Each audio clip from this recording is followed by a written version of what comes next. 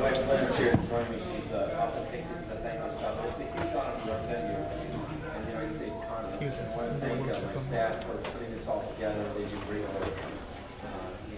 Thanks for bearing with the check-in process. We have so many RSVPs. We want to make sure that we focus in on just anywhere in the front? This is my fourth town hall now in the last few weeks.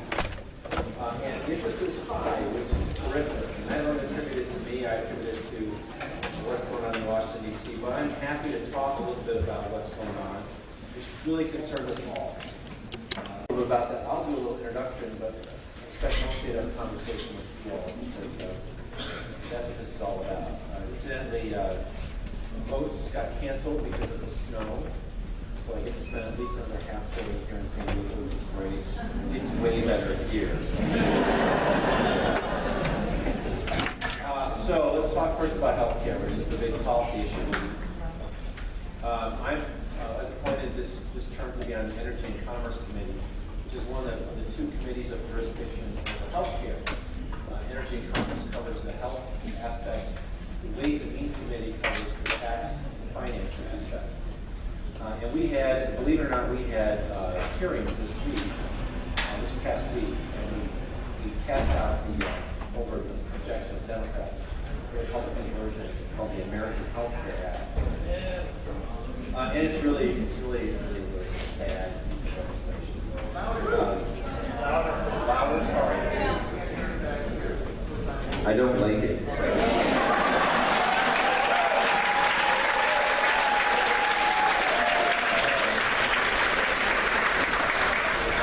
So let me tell you a little about what the Democratic strategy was and why it worked. We don't have the votes to win this, just vote to vote. But what we can do is expose this law, this bill, for what it really does. They held it secret until Monday. This is the party that said, oh, Obamacare, no one read it. But they held it secret from everybody until even Republicans couldn't look at it until Monday. And we were like trying to do these excursions around the building. Let us see the bill that we're going to mark up on Wednesday. And the markup is the hearing where you go through and the committee takes amendments and you try to propose changes. What you're really supposed to do, by the way, is first you have a hearing. And you take the proposed bill and you let all the people who might be affected by it come in and testify. So you might invite the hospitals in to say what they thought of this bill, the doctors, the patient groups, or Planned Parenthood, or Catholic Charities. And they would tell you, well, here's what we think what concerns us. And then you would have a chance to go back in the health subcommittee to redo the bill and figure out how to change it. And then it would come to the full committee and would get marked up. At least we passed all that. The Republicans didn't let us do that. They announced on Monday night what the bill was. They released it. And then on Wednesday at 10:30 in the morning, we started our hearing of the full committee. No hearings and no subcommittee markup. So this whole idea of sunlight and open government is just really a joke. So what we did was we decided we would give it a little time to air out. So we had a 27-hour hearing.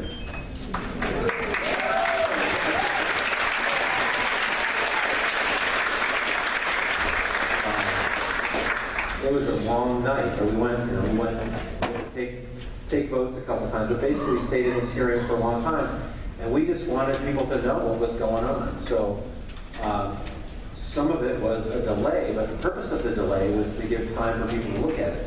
Usually we dispense with the reading of the bill. We actually made the clerk read the whole 66-page bill.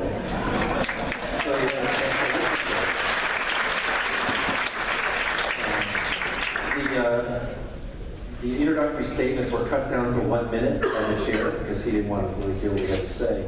So we made a motion to change the name of the bill, and everyone spoke for 5 minutes on the motion to change the bill. We gave our opening statement on why this was a bad bill. And then we had about 12 substantive amendments after that. We took our time with it. And the interesting thing was through the night, as you were on Twitter, the groups started to realize what was in the bill because they didn't know either. This was a secret. I said they declassified the bill on Monday. And you start to see who's against it. The American Hospital Association, the American Medical Association, I don't think the nurses were too happy with it. Obviously, Planned Parenthood stands to be cut. They're against it. Catholic Charities. Blue Shield, I quoted the email that I was shown from Blue Shield in California, talking about why this supposedly market-based system was going to dismantle the markets. How it would subsidize people who didn't need subsidies, take away subsidies from the people who needed them, and really create a much worse problem with markets than we've had today. And I'll tell you right straight up that I go to Washington to try to solve problems. I'll work with anybody who has a good idea. And I know that in many, many places, the Affordable Care Act is working great, but in some places there have been price spikes. There aren't enough competitors. Arizona's a good example. It needs to be fixed in Arizona. But you don't throw the baby out with the bathwater, and you don't do this. And the thing we were all complaining about is we didn't have a rating from the Congressional Budget Office. Okay? You may not have heard that. Maybe you're not following it that closely.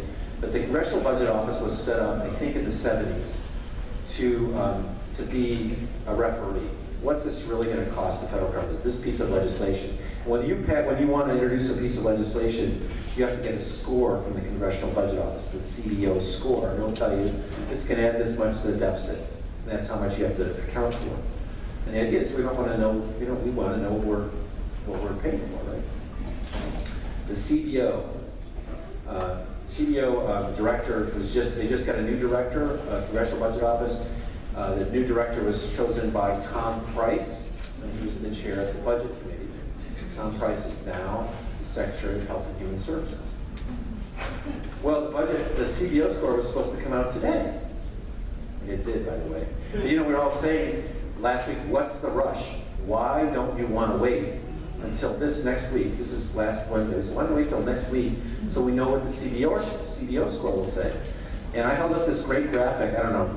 Not nerds, I don't know when you watch this, but I held up a graphic from Fox News, and it says what we don't know about the law, the cost, and who will be insured and who will be uninsured. That's all we don't know. That's it. Other than that, we're fully informed. So we were saying it's ridiculous for us to rush through this without the CBO score.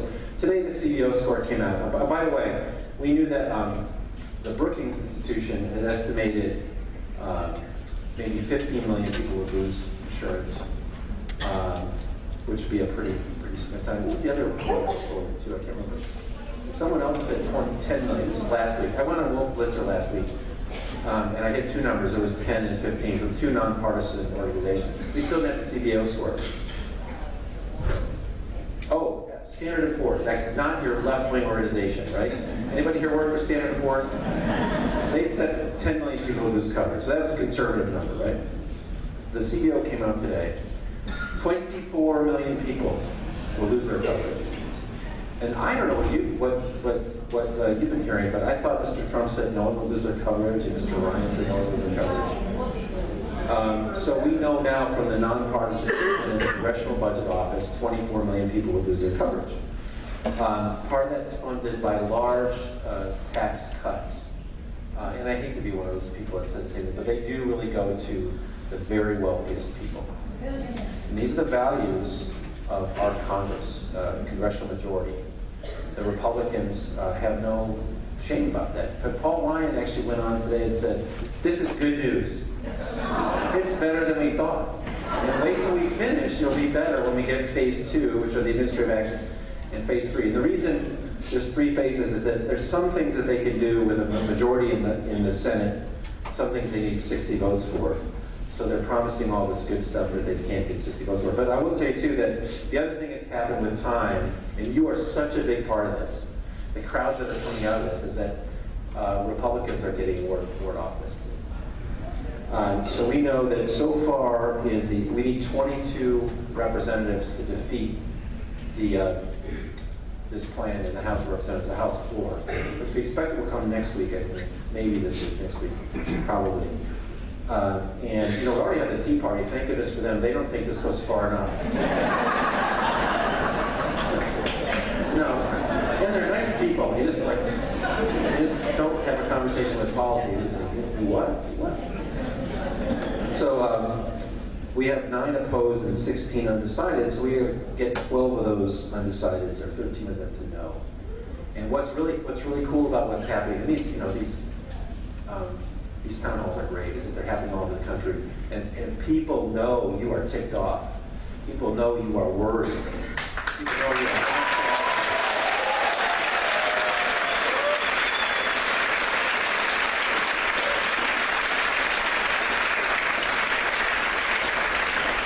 So thank you so much for being here. Oh yeah, has anybody paid besides me? Just so keep it up. This is really great. It's turning their hearts maybe, but at least it's turning their stomachs.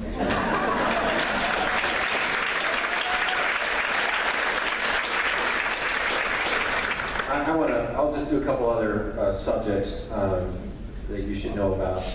And I can talk about anything you want, and really mostly talk about questions with you. Today, though, I don't know if you heard that President Obama bugged the Trump campaign. So I'm wondering, what do you do with this thing? So is through the microwave, right? So what do you do with this? It's such an outrageous thing, but is it really a distraction? I mean, we're spending so much time talking about this ridiculous thing, this ridiculous lie, giving it so much airtime. We're not talking about healthcare. By the way, we're not talking about Russia, which is the other thing.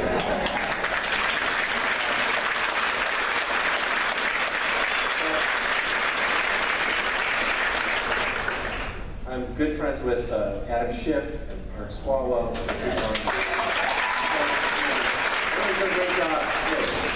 You see Adam Schiff, you think, wow, he's a really smart guy, being really ethical, and it's the kind of person we want in Congress. He's our ranking Democrat, our top Democrat on the Intelligence Committee. And I trust that he has come up with a plan that he and Mr. Nunes, who's the Republican counterpart, who says they don't take Trump seriously. But the plan, at least, for Adam to be hanging in there, the question will be whether they execute the plan, and that's what they're waiting for. So they're supposed to get information today, supposed proof of the wiretap of the Trump campaign today. And then on the 20th, they'll have a hearing on that. But we want a serious investigation of what interference the Russians had in our election.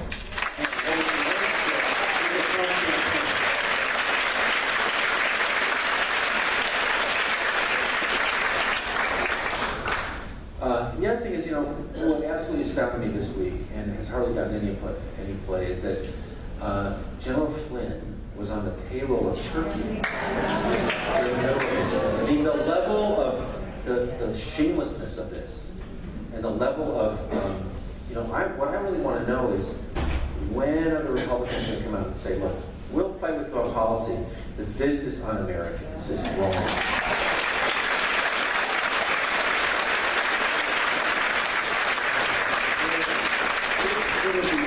It shouldn't be partisan. I have the sense that most people in here are Democrats. Am I reading that right? But look, it should be partisan. There should be some things we agree on, just in terms of fair play. And the notion, right? And the notion that we would not respond to Russia interfering with our election, that we would see someone paid to be the agent of Turkey working on the campaign, and that we would not punish that. We would not respond to that. Or that we would lift sanctions on Russia after that. It's out of bounds. It should be nonpartisan. We should all be against it. It's really un-American. And finally, I'll just say, look, there's other things that are going on that concern us in terms of policy. We have an education secretary who doesn't really believe in education. I'm on the environment subcommittee. We have an EPA director who says carbon doesn't have any carbon dioxide. Healthcare, with climate change. And I just got to say, the country's woke, right? Yeah. We're all out here, and that's really important. So with that, I'd be happy to hear what's on your mind. And again, thanks so much for being here. I would just like to come on up for that.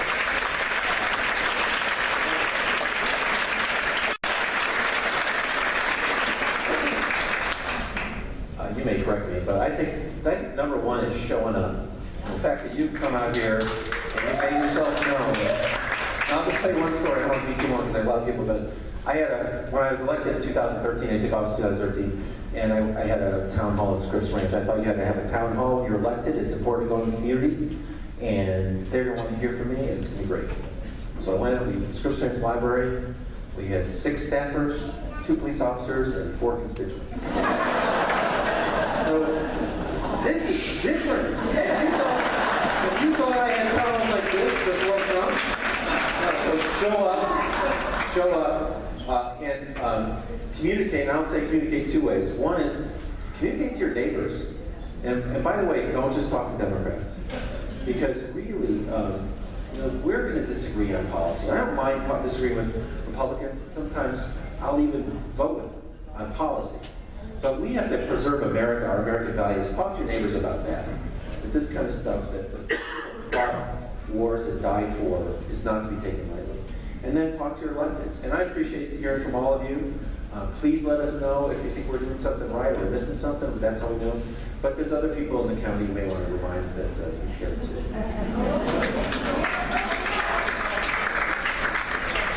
Phone calls and postcards? We're working really well. Yeah, no, it's good.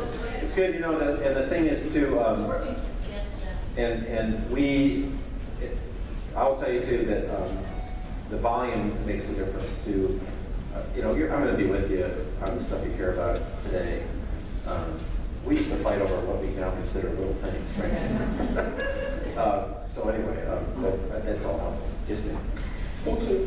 Congressman Peters, what will you do and what can we do to stand up to this administration's denial of climate change, their rollbacks of the Clean Air and Clean Water regulations, and specifically H.R. 861, the proposal to eliminate the EPA? I practiced environmental law before I went onto the city council, and one of the reasons I went to Congress is because I thought that this was a really important, underappreciated issue. We really are at a point where we have to work hard to save the planet. And even if we were all pulling together without these BS denial of science, it would be a hard job. So again, I think we have to support science. And the other thing is, like, there's all these businesses all around San Diego that depend on science. Don't let them get away with denying science. We can disagree on the facts. That would be a big start. So just make sure people know that you care about it. Be outspoken about it, and I certainly will be. I'm now the 3rd ranking Democrat on the Environment Subcommittee. I'm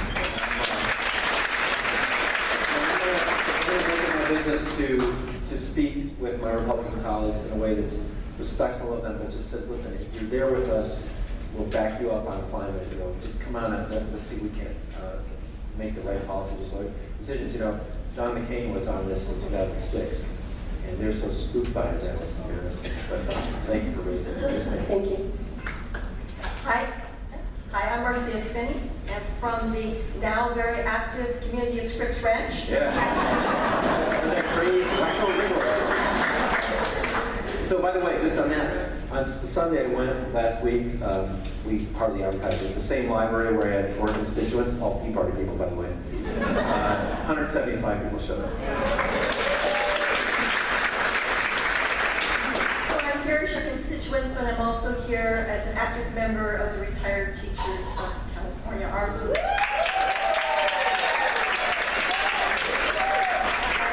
Hands, teachers, counselors, principals, where are you? As retired teachers, we are particularly concerned about the APA, the Affordable Care Act, as it pertains to our Medicare. We don't want to, we paid into that system. I paid into this system. For 35 years I paid into that system. And we don't think it's fair that our doctor visits are going to go up, that our medications are going to cost more, and for heaven's sakes, even our preventative health care is going to be, flu shots disappeared. But the worst of the worst is that it sounds like this new Trump plan is going to deplete our Medicare and leave us with no health care by the time I'm 10 years older. Well, no, this is... So what are we going to do? So details to follow, because President Trump promised he would pay Medicare. prove that. But I would say that Medicare is something that you paid into. It's not an entitlement. It's a contract you made. It's for social insurance. And you paid into it, and you're owed it, and we have to fight to keep it. And again, to the extent that ACA cuts back on that, we're going to fight it. And what we want to do is, again, they try to keep it secret. We want to get it out in the light, so in the sunlight. So if you have specific things that you're concerned about as a teacher and as a retired person, and with respect to Medicare, shoot us an email, and we'll follow up on it. Okay? Thank you. Sir. Hi, Congressman Peters. My name is Dan Gallagher, and I'm a resident of Ocean Beach, and this is my first town hall. And I came out tonight because there's a lot of anger and frustration among all of us looking back at what's happened, where we've come, where we haven't come. And I will say that I can talk more about it. There are a lot of things happening in the party that are really recommitting us to winning elections. And we're going to still be looking at exactly what it is we're missing. We know that there's some voters we're just not appealing to.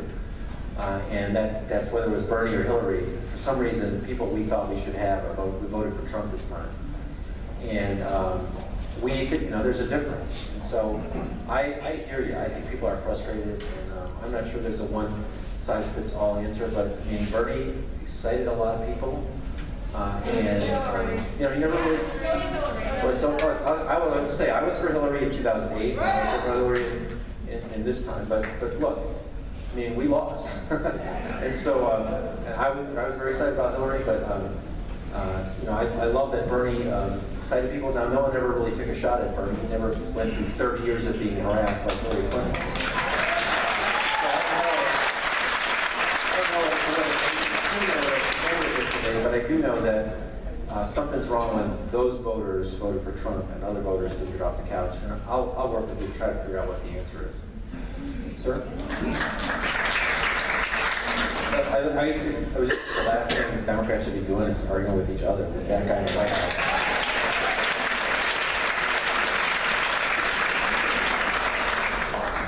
hello, Scott. Lee Finney from Scripps Ranch. This is wild, Mr. You seem so calm and brave. This is less a question, more a statement of concern, but please feel free to address it. And my concern is the transactional nature of the presidency under Mr. Trump and the ongoing monetization of the office. Yes. Perhaps the best example of this is the recent approval by the Chinese government of 30-some trademarks of the Trump brand in the Chinese market. These trademarks will be used to sell a great range of products and services, including, apparently, escort services. Mr. Trump and his family will undoubtedly reap millions of dollars in revenues and profits from these businesses. As Sean Spicer noted, Mr. Trump always gets something from these deals. Well, we know what Mr. Trump got. What we don't know is what that cost the American taxpayers and citizens in general. Also, in the offing is the prospect of Secretary Tillerson closing that $500 billion oil drilling in the Arctic Ocean contract with the Kremlin. Will there be a commission paid to Secretary Tillerson and President Trump from the Kremlin for that deal? The conflicts of interest, financial self-serving, and outright corruption of the shameless administration is appalling. I'm asking that you and your fellow members of Congress never permit President Trump to believe that he is operating out of the public eye or that he will escape accountability for this, which has become the most corrupt administration in our nation's long history. Thank you, Scott. The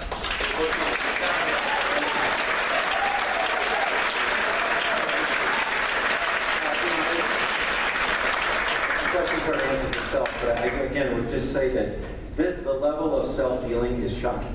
And it's shocking that we put up with it. And we are used to, whatever you thought of presidents, we always thought they were about service. And this is really appalling. So I agree with you. I'm going to ask, I'll do my best to keep my answers short. We should all try to keep our questions short because the lines are long. Sir. Okay, this is short. Okay, my name is Tim from Carmel Mountain Ranch.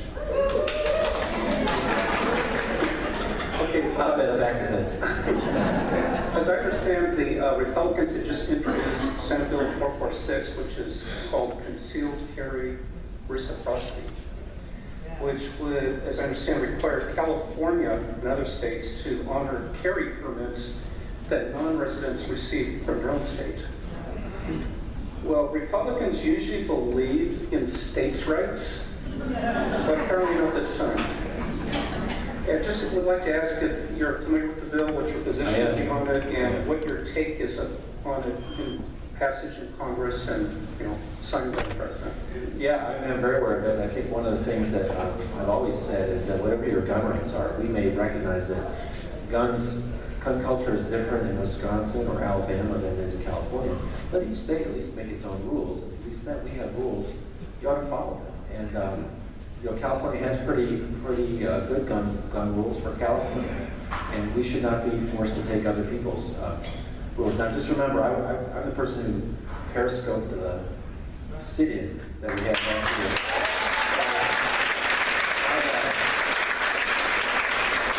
My position on this is pretty clear. From a national perspective, we just ought to at least close that loophole in the background checks, so that we don't sell guns to criminals or the people who are too ill to take care of themselves.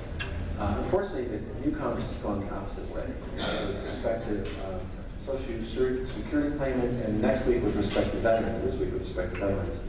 We're going to take away the whole notion that we should notify the registry of mental illness to prevent people from buying guns. And they always said it was about mental health, but apparently it's not even about that. And so, look, this is a fight we're going to have to continue to fight. It looks like they have no shame on this issue, but at least on states' rights, I agree with you. We'll have to fight like California, at least regulate ourselves. Thanks, sir. Hi, my name is Michael Microsoft. I'm from Cali. So the question I had is about automobile emissions. So I think that most newcomers to California are very, very much appreciative of the fact that we have clean air despite having so many cars. And now the administration is not just attacking the standards across the country, but in California specific. So my question is, what can Congress do to help us, and what can we as Californians do to You stop? talk about auto emissions, right? Yeah. CAFE standards. So we know that President Obama negotiated new standards for air quality out of cars, and everyone kind of compromised on that. They're scared about waking up California. And so they came up with a compromise, and we hear now that there might be some effort to renege on that from Detroit. Look, we're going to fight that with the 60 votes in the Senate. That's the kind of thing I think we ought to be able to stop. But the other thing is California has set its own rule. California is such a big state that our rules lead the country. And if California sets a rule and you want to sell into California, you might as well do that with the cars around the country. So we have a lot of leverage here in the state. So two things. Let's stop it with a filibuster if we need, with 60 votes in the Senate. If they made a compromise, they shook hands on it, they should look at it. The second thing is, let's remind our own legislators that if to the extent that the federal government lets us down, we can do our own thing. And California's always showed the willingness to lead on that sort of thing. So I'd be optimistic on that.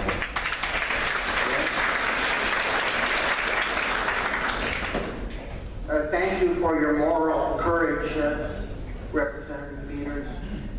45 years ago, I stood in this room as a high school graduate. I feel back at home. I'd like to talk about immigration for a moment. I am the product of immigrants, and building a wall is immoral. It's completely immoral.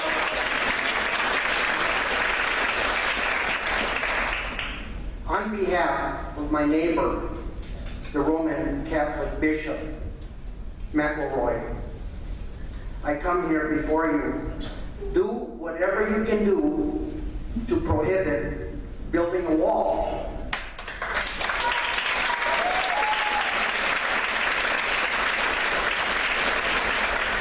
I don't know what that homeless statistic was on the amount of money I remember, but so absolutely right. Let me just tell you too, the whole policy for Mexico, including the wall, is awful for San Diego.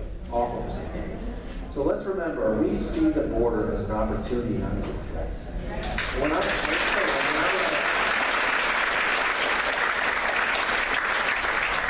first elected to Congress, I went to the San Diego Regional Chamber of Commerce, a business organization. I said, what would you like us to fight for the business community in DC? You know what they said?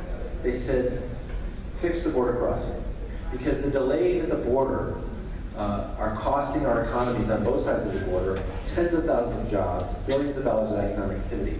The business community wants trade with Mexico. And that's true from here all the way across New Mexico, Arizona, New Mexico, and Texas. Okay? We also value our relationship with Mexico. We've had good relationships with them for a long time now. We're probably at the worst point we've been in 25 years because of what this president says about Mexicans. The whole notion started with, you know, they're rapists, they're killers, and they're not their best people. That's just not how we see it. And look, we want a secure border. We all agree with that. But what's the problem? We want to be able to screen that 1% of the material that comes across with drugs. So you hire more customs people, and you pay more attention to what's in those packages. You don't build a $20 billion wall. What a colossal waste of money.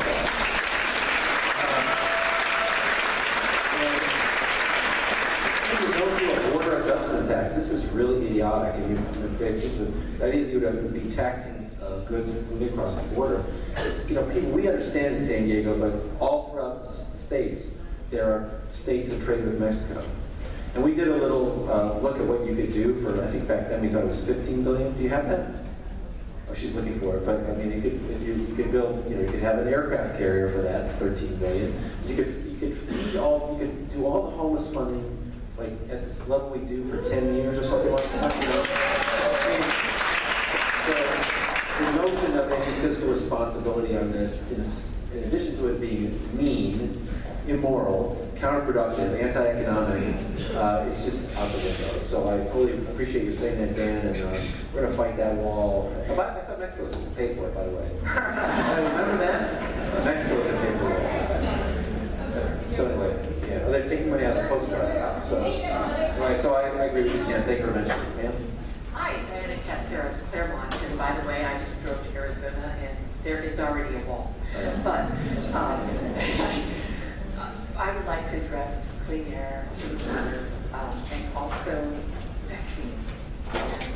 Ask that you repeal the 1986 National Childhood Vaccine Injury Act and hold the manufacturers liable for injury caused by their vaccines, and subpoena William Thompson and investigate the CDC fraud that he would love, and I believe Congressman Spivey has already requested that on the floor,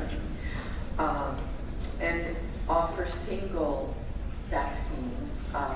The amount of aluminum in the vaccines that children get is double what they should be, and those are our children. Okay. Let me just, I'll be able to, want me to address that? And that vaccines be classified like drugs and pharmaceuticals, so you can test them instead of testing them on the public. I don't appreciate being a guinea pig for vaccines. Thank you. Thank you. Okay. So here's an issue where I'm going with science, and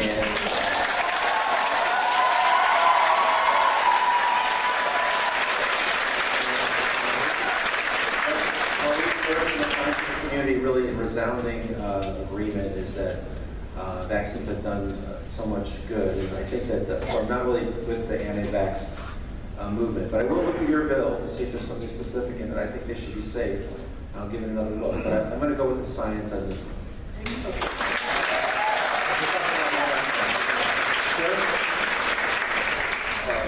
Congressman Peters, my name is Ian Moreau. I'm a student here at Claremont High School.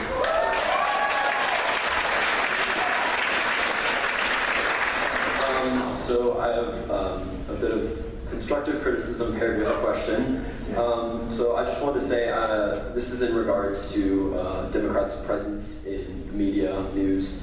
I'm a bit disappointed in Democrats' lack of unity in terms of message and rhetoric, namely in regards to Russia's involvement in the election.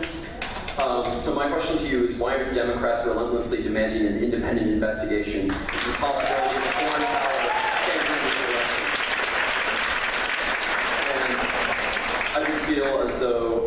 it's difficult to argue with someone who's merely demanding the truth.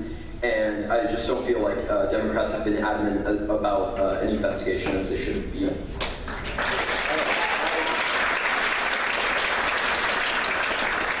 I'm sorry you feel that way. I don't know of a single Democrat that hasn't publicly demanded an independent investigation on this, in addition to the intelligence communities. And I think that we called for a 9/11 type commission. That would be not Congress members. I mean, I think the intelligence community part of it is good, and we should do that, but we should also have an independent commission, like the 9/11 commission, that looks at what happened and how you prevent it in the future. And if there's any Democrat out there who hasn't done that, I don't know of them, her, and I would say if we haven't gotten that word out, I'm sorry about that, but that's been pretty consistent. And maybe we need to keep saying it. Maybe it's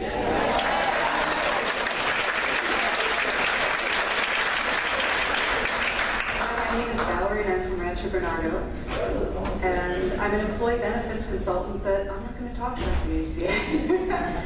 I wanted to ask you about some of the immigration policies and some of the collateral damage that's happening from that. When you have an Australian author held for 10 hours at an airport, writing about it on her blog and her Twitter.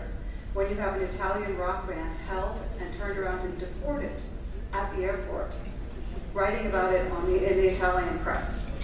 When you have people of color being shot and told to go back where they came from. When you have the FBI issuing a report in 2009 and recently updating it, raising an alarm about the level of white supremacist infiltration into local law enforcement, and then you have the Trump administration trying to hire another 15,000 ICE agents who I think the KKK is going to be like, me. In San Diego. I'll let that be your editorial comment. In San Diego, we have an enormous portion of our economy that is tied up in tourism. And we are getting a horrible name in the world right now. Why would anybody want to visit the United States right now? And what is that going to do to the community that you represent if people just say, nah, I think I'll skip it? No, you're exactly right.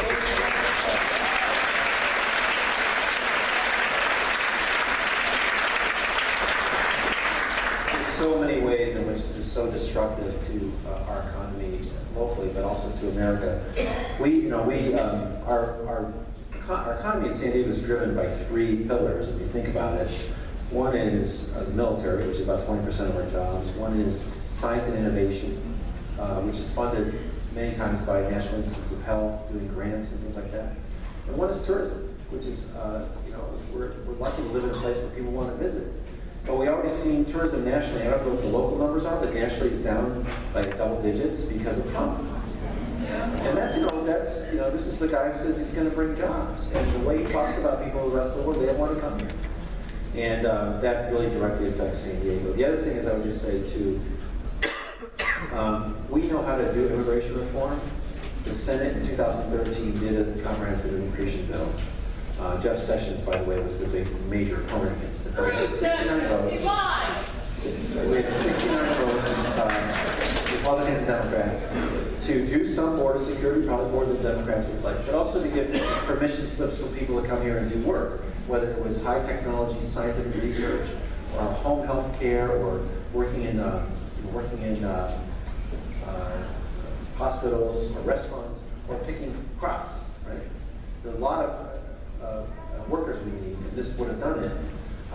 And if we got 69 votes in the Senate, we could get a vote on the House floor. And if we had done that, we would have a much more sensible approach to dealing with immigration. We really value what people bring. And by the way, this whole notion that we're besieged by these criminals, 2 of the safest cities in the country are San Diego and El Paso.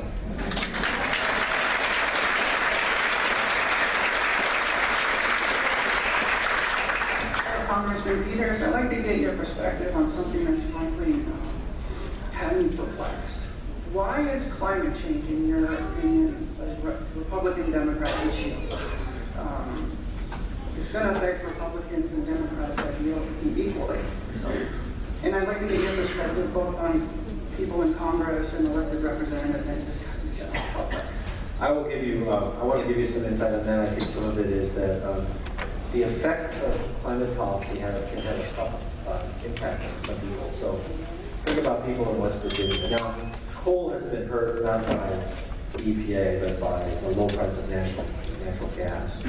But those people see that government regulation is taking away their jobs. And what we as the environmental movement need to do is to recognize that there's a huge amount of dislocation that's going to come from those people not having jobs. We need to adopt them as our problem. Because clearly what's happened, I think, is that it's easier for some of the lawmakers to pretend there are different facts than to deal with the real facts. And that's because the voters are scared. And so as Californians who are economy powered by fuels of the future, we have to recognize that there are a lot of people who are stuck with those jobs. Well, not stuck with those jobs, but a lot of people who are concerned about those jobs and don't have a lot of alternatives. And we should be making sure that whatever policy we do with respect to climate takes that into account. Does that make sense?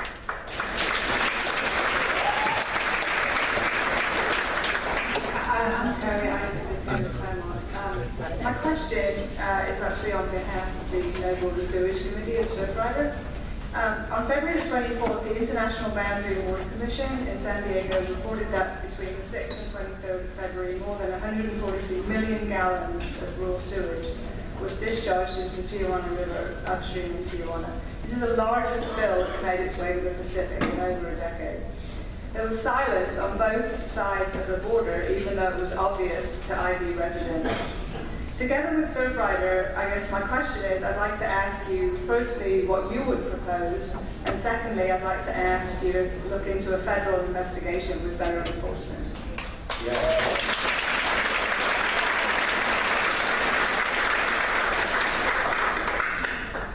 So, we spent a lot of time on this in the last week. It's not it's one of ours is district, but it's important to San Diego, and so and I'm on the environment subcommittee. So we, first of all, Ron and I wrote together a letter to the State Department and the EPA demanding that there be an investigation to figure out what happened and how we can prevent it from happening in the future. And to its credit, the IBWC, the Boundary Waters Commission, rose back the next day and said they would do that and would have it back to us in a month. I did go down there to try to see it. That's a lot of sewage, and just for... It was pretty awful. Yeah, and so for perspective, unfortunately, or fortunately, the day I went down there, I was upwind from the estuary, so I couldn't smell anything. But people described what it was like after this. It was like living in a toilet, and let alone trying to surf in it. This was awful. And just for perspective of size, one of the reasons I ran for city council was that San Diego was having a sewer spill a day, basically, and we had a sewer spill in Alvarado Canyon that lasted for 9 days, and we thought it was huge, 36 million gallons. It was huge, right? We're talking about 140 million, maybe. And so something's going wrong across the border, and we did find out subsequently that the EPA doesn't have jurisdiction, that it's international, it's the State Department, and so we'll stay on it. I know that the Congressman Vargas is very, very concerned about it. I'll be right next to him, trying to make sure that that kind of stuff doesn't happen again. Because it's not, we're not talking about 140 gallons, it's 140 million gallons. That's a big spill. So I appreciate you mentioning it, but we'll keep in touch. Yes, thank you very much for all your environmental issues and your concerns, and thank you for representing us in the city council that way. I'm coming to you today because I live in affordable housing that receives federal HUD funds. That housing just recently, a few months ago, was raised their rents by 48% and 51%. Because the subcontractor that gave them assistance lives in LA and would not listen to the public. And the management company who owns the company, the residential unit, Fairfield Residential, one of the largest residential companies in the United States, more or less didn't want to listen, and they're not really doing much of their property anyways, but they want to get market rate housing for sub-market housing. It's affordable housing, and we really need to fix this problem because my addition is let's end homelessness via affordable housing. Okay, I think that's that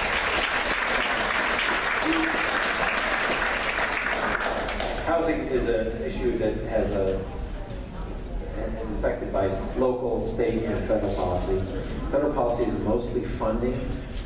There's local policies citing housing, and there's some state policy that has to do with regulatory control of housing and some funding for housing. But at the federal level, we do provide vouchers for homelessness and for veterans, and some assistance for affordable housing, and through loans and grants.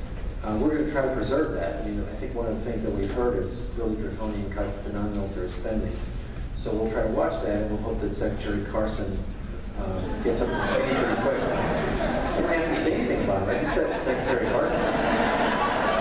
One thing I will tell you too, though, is that we really, on homelessness, so Dan, we saw a story in The Voice of San Diego a couple of years ago that said that we're about 5th in homeless population, but about 20th in federal funding. So the formula is obviously number 2 now, and we still have homeless veterans out there. Which is just unbelievable because we have. I got to get through a lot of people, so I can't have that. But we did make policy with Secretary Castro and the Obama administration. They issued 4 possible formulas, any one of which, if they adopt, will give us millions of dollars more in San Diego. We don't know what the administration is going to do, this administration, if they will change the formula or not.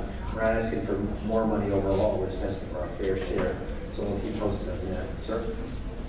Mr. Peters, I want to thank you for giving me the ACA. It's the best thing I ever had for my family. But I want to tell you that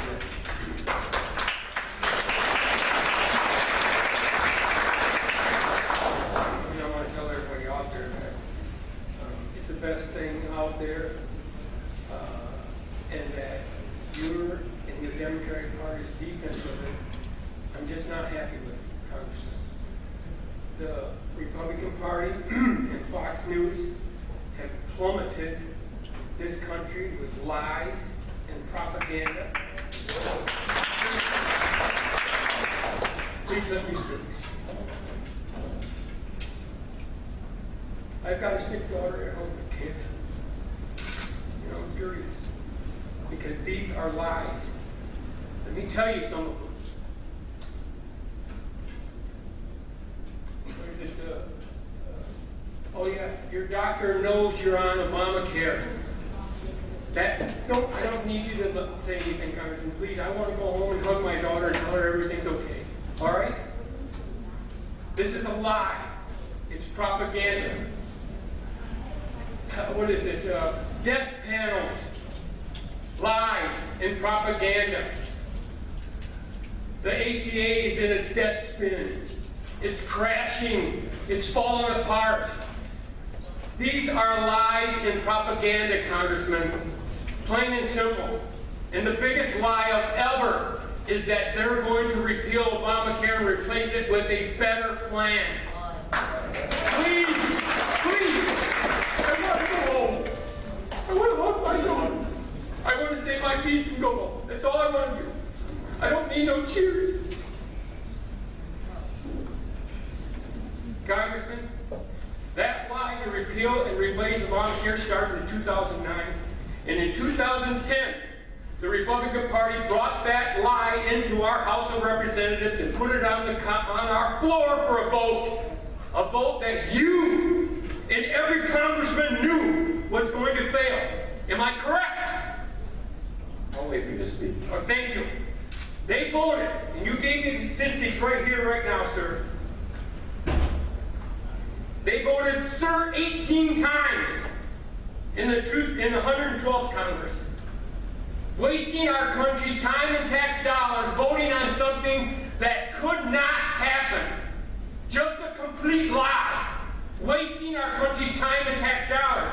But they weren't finished, Congressman, because then they decided they're going to shut down our government. Yeah, let's stick it to the country again. Let's waste some more countries of our time and tax dollars on their lie to repeal Obamacare. They voted again. They weren't done, Congressman. They voted 19 more times in the 113th Congress. They voted 22 more times in the 114th Congress. They don't care how much money they waste of ours, Congressman. They don't care about the people that are sick and need health care. They only care about covering up that they don't have a plan. 115th Congress. This is when they have total control of our government, our Congress. They have the House, they have the Senate. Did they vote on creating jobs? Hell no, Congressman. They spend their time voting on repealing Obamacare. And here we are, 2017, $87 million invested in the better plan. And what do we get? A piece of shit. This is like me telling my neighbors, I'm going to go and get replace my car. And then I come back with the same car and the front window's busted in the back too. This is a disgrace, but I'm not finished. This party is a disgrace. They have ripped. Okay, let him answer. You should wrap up, sir. Yeah. No, I'm not going to wrap up because I've got a lot to say. Oh, you shut up! These guys ripping us off. They did the same thing with Benghazi, Congressman. Benghazi was another rip-off that they did to this country. They used Benghazi, Fox News and the Republican Party used Benghazi as their political ploy Sir, I to rip us understand. off. First of all, What about the 2,996 Americans that died on 9/11 because the Republican Party did not protect us? okay, let me respond now. What about all these stuff? You guys don't get it? Sir, Do you know that NAFTA? Do you know that NAFTA is 100% Republican idea? Sir, you know what? We have a lot of people wanting to speak. First of all, so I'm going to respond to you now. First of all, I don't disagree with a lot of what you said. But I want to say I'm sorry about your daughter. I'm really sorry that your daughter's going to do that. It makes it awful for you. It makes it, a lot of us are concerned about this in an abstract way. You're concerned about it in a very real way. And I want to say that I heard that. And I hear those kinds of stories a lot. And I appreciate you saying that. I think it's really lamentable we've gotten to this point where after Obamacare being the punching bag, political punching bag for all these years, that there really was never a plan to make it better. And what I would like to do is say, listen, Paul Ryan did a PowerPoint about how the Obamacare was all terrible. He cherry-picked areas where there were price increases. He didn't give credit to all places where it's working. And he didn't talk about stories like yours and people who are really being helped. So that's what we're going to do. And I don't go to waste time. I tell you what, I tell people all the time. I'm from San Diego, California. I don't go to Washington, D.C. for the weather. I want to fix this law, and I want to do it in an honest way. And I want to do it in a way that's going to be sustainable, that's going to take care of people like your daughter. And I appreciate you coming out. And I will fight for your daughter and for this bill. You know, Senator, you're just moving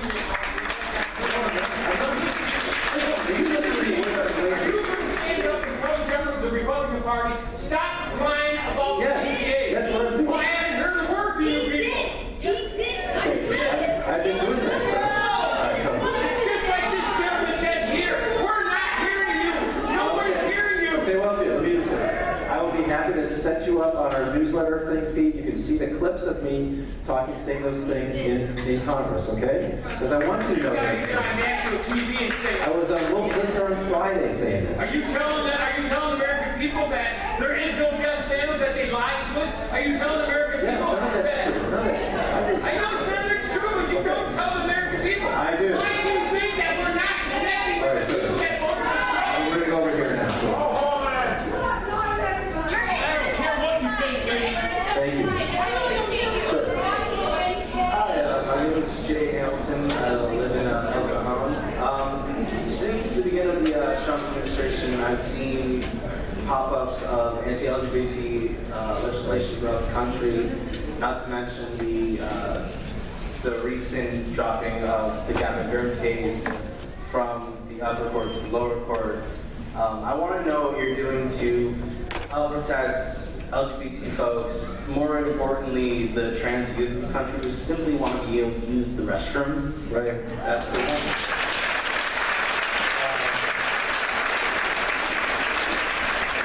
We fought hard on HR 2, which was the North Carolina law that sort of set the standard for for hatred in this field, and I've made very clear that that from our perspective, that's just it's not the ethical or moral thing to do. So we want to be we want to be very pro civil rights. I'm a civil rights Democrat. My dad grew up fighting for desegregation in the suburbs of Detroit. I feel the same way about LGBT issues, including the T. In fact, we have one young man who's intern in our office who's a transgender. I'm very proud of him. He's worked on my campaign to go to the University of Chicago next year. Charlie, we wish you well. So I'm proud to stand side by side for those civil rights for LGBT and T. Thank you.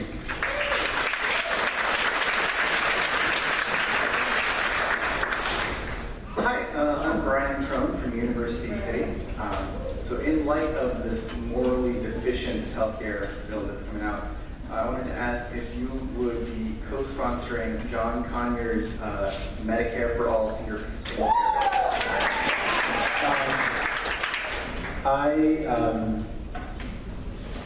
I've not signed up with Medicare for All. I don't think that's the way we're going to go. I've been trying to make Obamacare work.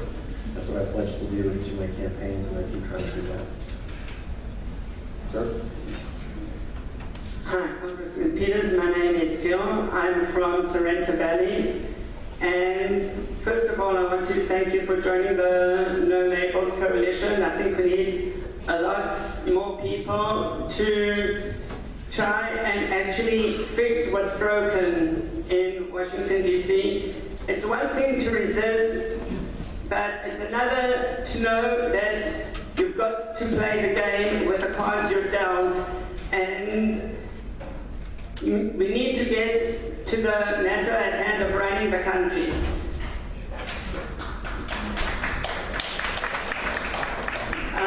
The thing that I really want to talk to you about today is net neutrality. And as a webmaster and a search engine optimizer and a corporate IT person, the internet is very important to me. It is essentially my livelihood. And now that we have a FCC chairman who is a former Verizon lobbyist who recently said that net neutrality was clearly a mistake, which I don't think millions of people crashed the FCC servers twice voting for net neutrality because it was a mistake. I think that, and I emailed your office when you were during your campaign and talked to you about your stance on net neutrality, and I was disappointed to hear that you were against it.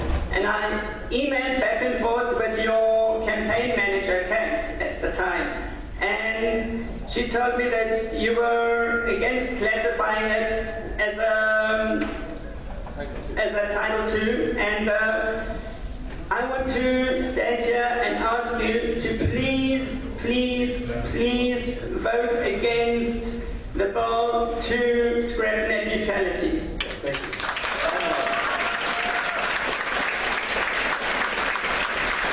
Just for those who aren't concerned, net neutrality generally has to do with the ability for everyone to have equal access to the internet and not preference for people who pay. And I'm for that concept. I just don't think that Title II is the right way. It's a technical thing to regulate it. But let me say this. The FCC will make that decision. And what you saw under President Obama was Mr. Wheeler lead a very aggressive net neutrality position. And I do hear that that's under review. I'll work with Republicans and Democrats to try to find the right way to make sure that we have net neutrality.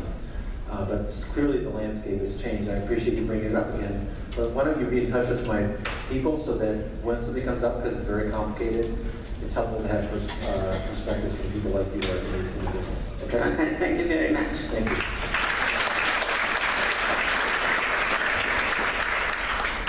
Hi, I'm Liz from UTC. I have two quick questions. You asked when Republicans will come around on Russia. I think that most of us on the ground share this question. At a town hall last month, you said that you were trying to persuade your friends across the aisle so that they would speak out on this issue. And I'm just wondering if you can update us. How is that going? Please give us some insight because it's baffling. It is baffling, isn't it? I think, look, here's what they're going through. They're scared of Trump right now, and they're scared to suffer a defeat. You know, like I do believe, this is maybe I'm too optimistic, but I do believe that Trump is so far away from where many Americans are that over time, as he's less popular, some of them will have the courage to stand up and peel themselves away. This is happening in a lot of districts not too far from here, where people who are, we think, given that you guys are turning up and saying this is not acceptable. And it's such a movement, it's making such a difference. And for me, I mean, this stuff, I don't need you to keep me up at night. You don't keep me up at night. But you're keeping other people up at night who are worried about being too close to Trump on these ethical issues. And I think that you keep it up, I'll keep it up. And when they do come out, you know, and say the right thing, you know, I'll tell them, you know, I'll say something nice about you in public. I want to departisanize this stuff. If you vote for that crazy healthcare law, I won't say anything nice about that. But if you're with us on Russia, I will say thank you, let's work together, let's be Americans first, okay?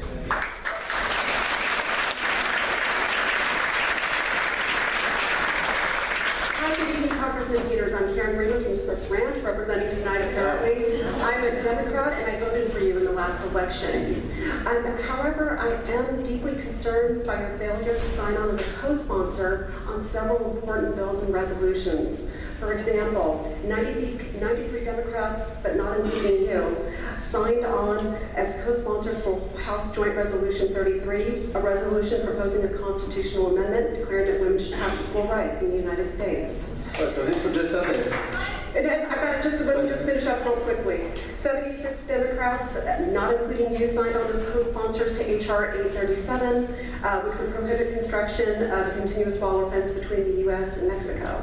16 Democrats, but not including you, signed on as co-sponsors of H.R. 1059, the Russia Sanctions Review Act, which provides for congressional oversight of actions to limit the application of sanctions on Russia. And my question is this: can you explain the failure to sign on as a co-sponsor on those? And then secondly, would you immediately sign on and commit to us here that you will sign on as a co-sponsor to H.R. 1477, which prohibits use of federal funds to build a wall along the southern border? And secondly, would you commit to signing on as a co-sponsor to H.R. 1452, prohibiting payment by the federal government of any lodging and other travel expenses incurred at a hotel owned or operated by the president?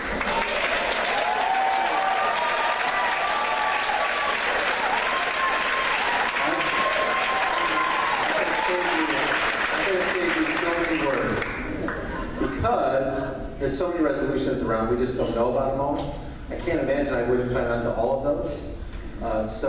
It's particularly the wall, and I think Lutenauer is the one who just proposed this idea about America paying the expenses of people for a hotel owned by the president or his family. Yeah. So, you know, part of it is just keeping up. So what we'd like you to do is when you see these, you know, send it out to the staff. Sir, I am not understaffed, and I just want to say this is the time, and I voted for you, so I'm a Dem, and I voted for you. We need you to be bolder. There's never been a time. So we just need you to work harder, work further, be bolder, and we're asking you. I'm not disagreeing with you. I'm just saying it helps us if you see a good idea to let us know about it, because it doesn't always get to us in the channel that you'd expect. So I'm not asking for me not to do my job, but I'm just saying flip us an email. Like I say, you like make phone calls and stuff. You make phone calls every day. One of your phone calls could be sign on. If you don't have legislative trackers to support things like that, that seems surprising, and I would just encourage you to add that to your staff and make it a high priority, sir. Thank you so much.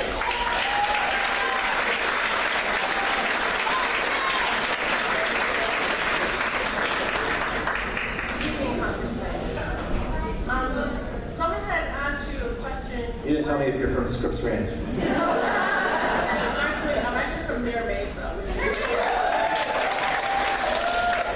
I'm going to re-ask you a question which you did not answer at a previous meeting that you held with Susan Davis.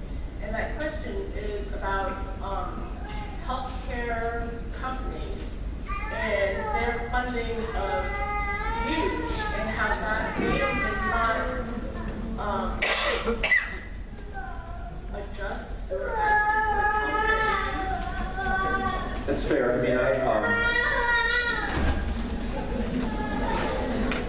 the question is about how campaign contributions affect my policy, and you just have to look at my policy. I think you heard tonight, if I could give a more rousing denouncement of the American Health Care Act, is it called? I would be happy to hear it. American, yeah, whatever the Ryan Trump care.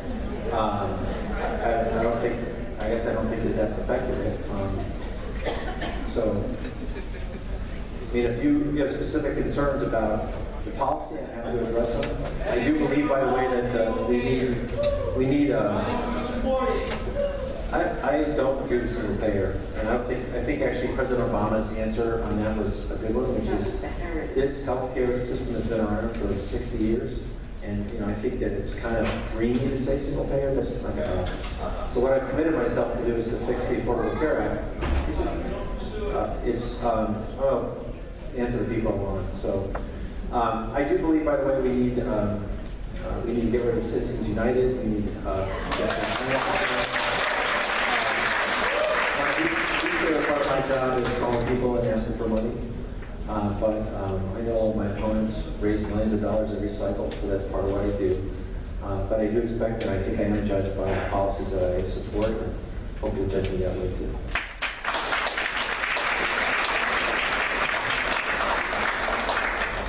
Hi there, I'm Gail Nagel from Scripps Ranch. I remember you, Gail.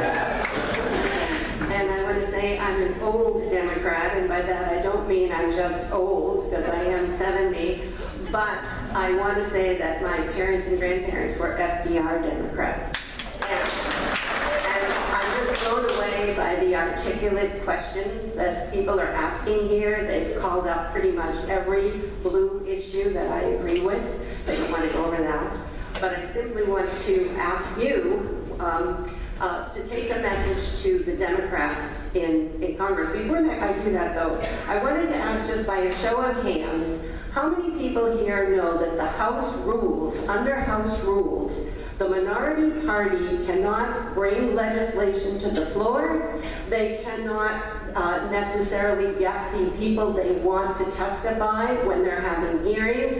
Essentially, when we send a blue representative now to Congress, to the House, we are disenfranchised. So yelling at Mr. Peters for what the Democrats are doing is not sufficient. We need to turn the House and the Senate.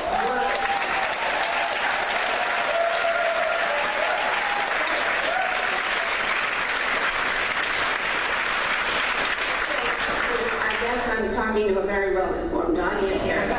So to that end, I have a specific suggestion which I would like to ask you, Mr. Peters, to take back to your fellow Democrats. Because I have heard in the last few days about 4 different Democrats, 3 members of the House and 1 member of the Senate, who, when asked by someone on MSNBC, is this repeal bill, this bill that the Republicans have proposed, is it going to pass? And what the Democrats say is, well, maybe some Republicans are going to vote against it. That's the wrong answer. The right answer is that we Democrats passed that bill without any Republican support, and we are fighting for that bill for you. And if the Republicans pass it over our objections, we'll meet them in 2018. That's what I want to hear.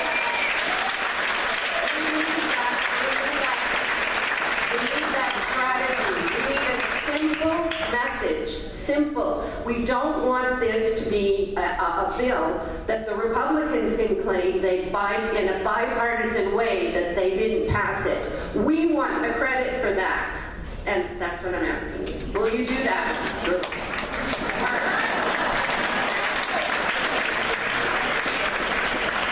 Hi, Scott. First, I want to say thank you for everything, because I know it's difficult. And my question kind of goes toward what she was just saying, and possibly there's not an answer. Oh, I'm Anna, and I'm from Pacific Beach.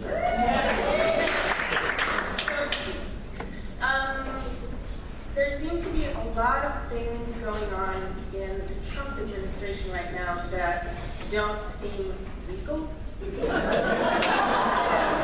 And I'm just wondering, is there something that you guys or that we can do short of waiting for the Republicans to do something? Or is that just where we are right now? So, it's a great question. Jeff Sessions, for example. He's illegal, right? Lied. No, look, On the perjury, stand. perjury, twice. Perjury, twice. So Jeff Sessions got up and said, he told a lie on his own, he volunteered a lie. Then I think people don't remember that you have a week to change your answers in writing, right? And you so you always have a chance to say, oh my gosh, I wish I didn't say that. I'm going to go back and change it. Well, he doubled down and said again, I didn't meet with any Russians. And so, like I said, the depth of illegality here is astounding. Well, I also just a little throw in, when you take an oath to Defend the Constitution. defend the Constitution, so and no lies, so help me God. I think that kind of makes you under oath all the time, right? So I don't understand that either. So, I mean, you're asking an existential question for the United States of America that there is going to be an answer for. I do believe that. Is there something you guys are doing now, or can you not tell us? Or well, yeah. So I mean, I think we talked about it before that the intelligence committees in both the House and Senate are going to be doing investigation. It remains to be seen whether they will be really thorough and bipartisan. We don't know that. We also want, the gentleman's question before, the Claremont student, we want an independent investigation that would also would be outside of Congress. There are also lawsuits going on about the emoluments clause that people have filed. I heard recently a competitor hotel or restaurant filed an action. They would have standing to say that this is unfair, that they're getting unfair competition from the Trump hotel. And thank God for the courts. And we have an independent judiciary that we know will stand behind us. Some of the U.S. attorneys, all the U.S. attorneys got fired. We don't know whether it was just to get rid of the one in New York, but they'll like that this week. But there's a lot of prosecutors who work in those offices that are straight shooters who will shoot straight. And I think it remains to be seen. But you look, this is a test for the country, Hunter. There is no doubt. The question you're asking is a test for the country. Is are we going to stand up for who we are? And I think we will. I think it's going to go a lot more slowly than you and I would want, but I think in the end we will. yeah, I'm really drinking way too much. I'm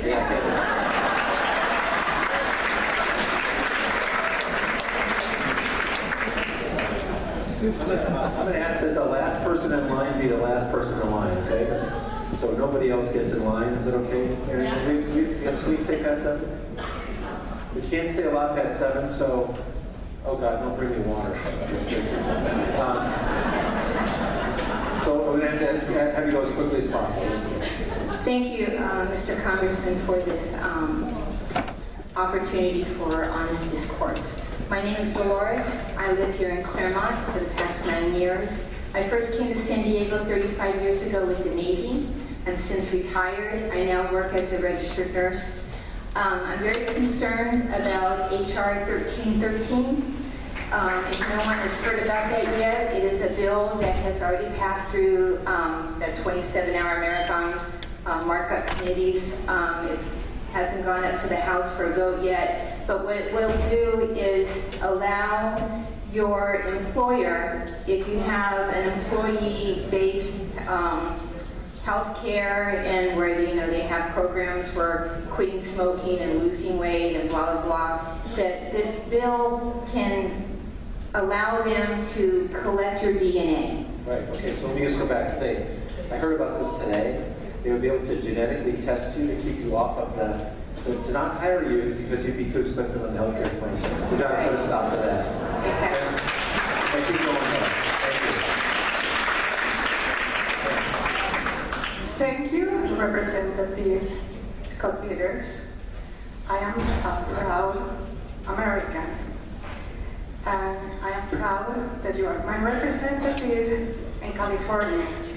I am proud that this California in these elections was blue, completely blue. Number one. Number two, I am with you as well. I am very energized to see the people here in the same feelings and the same anger, frustration, because as the way that my husband, that he passed away the last year, he went 10 years in a strong illness that thanks the persistent conditions that were covered, and thanks certain programs for mental illness, for Alzheimer and dementia, and the service that all of these people in San Diego County provided for my husband. Nurses, policemen, PERT, everybody, the court, judges. I am very proud to live in your district. I live in downtown. What I want to say, I went from a lot of struggles that I can't believe that a lot of people, they are facing the same. From being a person that my husband, he passed, he paid a lot of big taxes. He was a successful man, but unfortunately, because his illness, we lost our house. He lost a lot of things that were, challenging. But in the middle of that, I have to say that I learned a lot, and I am very grateful with everybody here in this country. I love this country. I feel proud to be American. And what is unacceptable is, number one, that we talk about parties. We need to talk, we, as a unified country. It's not like it's Bernie Sanders, Hillary's followers, Trumpets, or whoever else. We are American, and I am pretty sure that all those people in each corner of the country, they're going to face challenges that they were unaware about the health care. So the persistence. But there's another thing that concerned me, the greedy about the taxes. Do you have a question?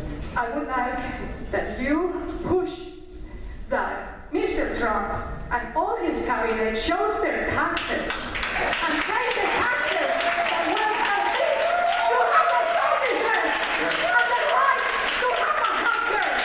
Thank you.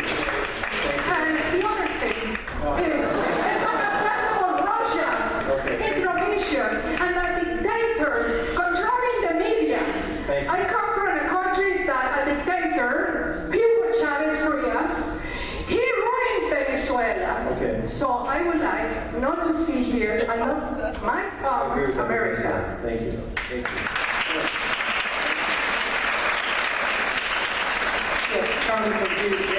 We need more Americans like that. Amen.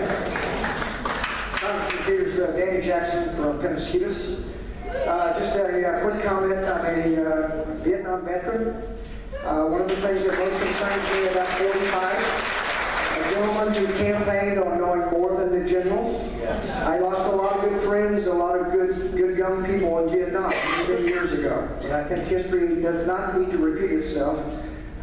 His appointment of numerous generals, some of them seem to be very worthy gentlemen, but I'm concerned about the use of the military, where he's going to send our youngsters to fight. What happened there, he's a man with I'm not sure about his trigger finger, he controls the nuclear codes. So anyway, I would just ask that you as a congressman, a lot of domestic issues, keep your eyes on this guy, watch the military, support. I've yet to see one thing happen on these type of executive orders, support veterans, take care of their health as they come back, take care of them, please.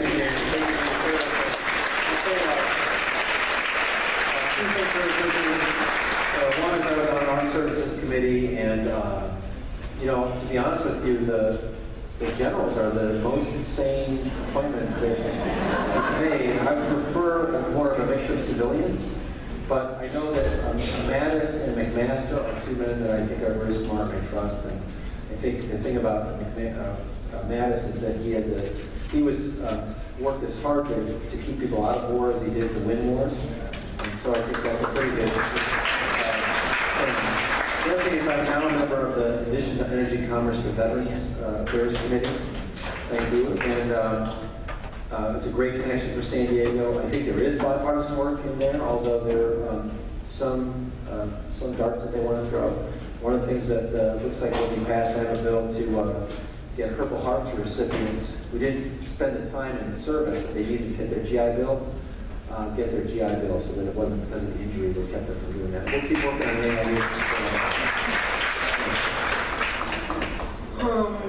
Hello, Congressman Peters. I am from Ocean Beach. There's an issue we haven't touched on. A president who blatantly spoke about women, sexually assaulting them, and was elected president despite that issue. As far as I'm concerned, he's already committed a crime, which is sexual assault. Now, I went to Susan Davis's town hall and I mentioned that, and she said, oh, we won't take that under advisement, that's not strong enough, and I said, that's part of the problem. What my question to you is, and I'm also concerned because he fired that New York prosecutor who was working on ending the backlog of rape kits and funding and stuff. What I'm concerned about is when the VAWA comes up, and when will the Congress, like people like you, step in the place of the New York prosecutor to help funding continue for ending backlog of rape kits and the VAWA Act? Violence Against Women Act, and we fought to get that extended in my first Congress. The Republicans didn't want to extend it because it included Native Americans. So we were able to overcome that. We did shame them into that, and VAWA has officially been bipartisan. We're going to try to keep it that way. Man? Hi, Scott Wesley from PB. Thank you for having this town hall and for your representation. My question is about Russia, and that is that if the president is implicated in contacts between directly himself and the Russians who possibly interfered with the election, would you support a call for his impeachment? I think you'd have to look at that pretty hard. I mean, it's high crimes and misdemeanors. I'd like to see what it is. I would, since I'm in a deliberative body, I think it's a little bit dangerous for me to come out and say that I'm going to vote for impeachment before I have the facts before me. I don't want to devalue my vote, but I take that very seriously. And I think that, like I said, these ethics violations are existential threats to the United States of America as we know it. And I think the president should be held to the highest standard. And I hope that you'll be satisfied with that answer for now. And but I'm with you. Thank you.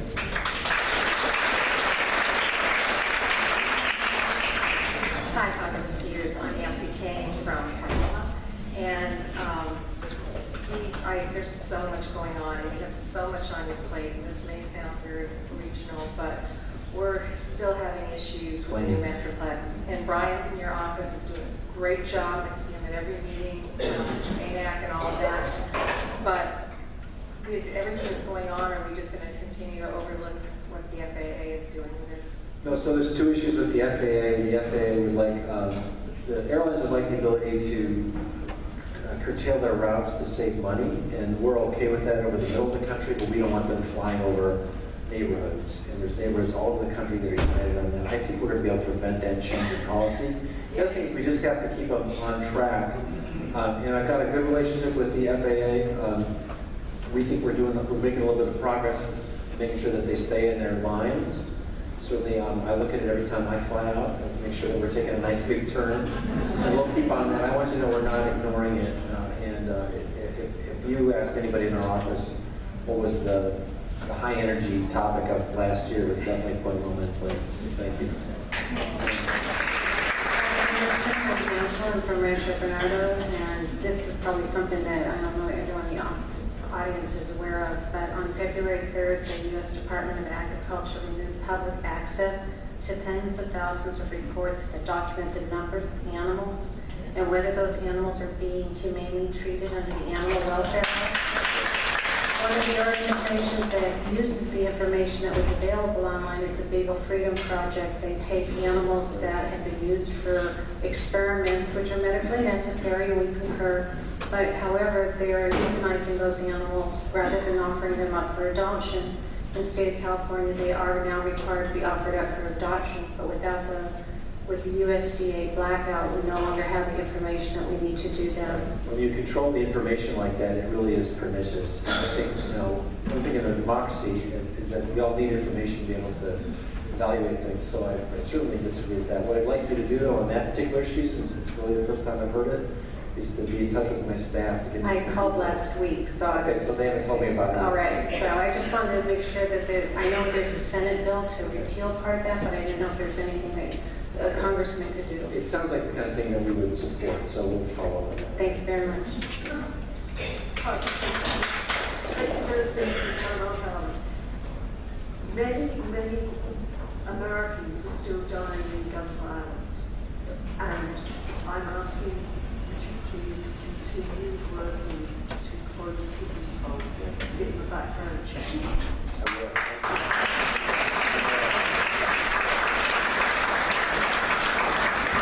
I know that's a very important issue to my constituents, and I'm asking too much to close that loophole for background checks. If you go to buy a gun in Walmart, you have to go through a criminal background check. But if you go on the internet or at a gun show, you don't, and it's a rational thing. We have to make sure we support the Second Amendment, but it's still consistent with the Second Amendment to say that criminals, domestic violence, people with certain mental illnesses should be fighting. Good evening, Congressman Peters. My name is Carolyn Sui. I'm from Carmel Valley. My question is about health care. Right now, millions of American people are anxious, scared they're going to lose their health care, as we have just witnessed a couple minutes ago in the LA gentleman. My question for you is, we don't know the GOP plan is going to pass or not. If they do pass the Congress, what is the congressional Democrats' plan to lead us to continue to fight for health care for the poor, for the elderly, for every American? And second part, if it does not pass the Congress, what is the Democrats' vision for phase 2 of Obamacare? We know it's not perfect, we can fix it. What is our vision? So, absolutely, great question. So, first of all, we're going to fight to make sure that it doesn't pass. But if this bill passes, there's going to be a fight in a couple of years that we're all going to be a part of. And I think that there will be hell to pay for people who voted for it. Because I think the results of this Republican bill are just miserable and are going to hurt a lot of people. And you're not, voters aren't stupid. They will see what's happening. Well, sometimes, sometimes they're asleep. But look, the better thing is to do is to say, listen, let's look at those areas. Like Arizona's a good example of a place that needs more competition, needs more providers. Let's look at what's wrong with Arizona and fix Arizona without destroying the places where it's really working well. And we know, actually, in San Diego, the market is relatively healthy, that we've seen increases in premiums in the individual market that are more like 2%, like a normal price increase, than, does double digits. So let's look at the places that need help and help them, and there's ways to do that. We can do that in a bipartisan way. Thank you. Oh, Sarah. Hi. My name is Sarah Esther. No, not Pacific Highlands Ranch, no. I'm in Carmel Valley. And my question is, and by the way, I've been a longtime supporter and thank you for everything you're doing. Last week, I believe the only bipartisan act that the Senate has done was to send a letter to the White House regarding the rise of hate crimes, especially anti-Semitism. I haven't heard what the response is. I know that we've had threats since the gentleman was arrested. I haven't heard if the House is, joining with the Senate, but if the White House doesn't respond, what will Congress do? We've sent similar communications. And look,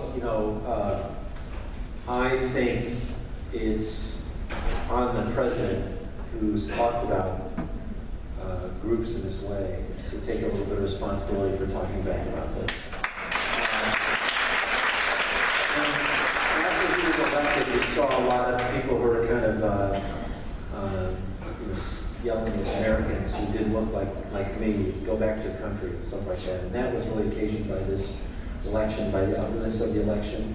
And we all have to work hard to stop that, but it would help most if he would shut up with those those awful comments.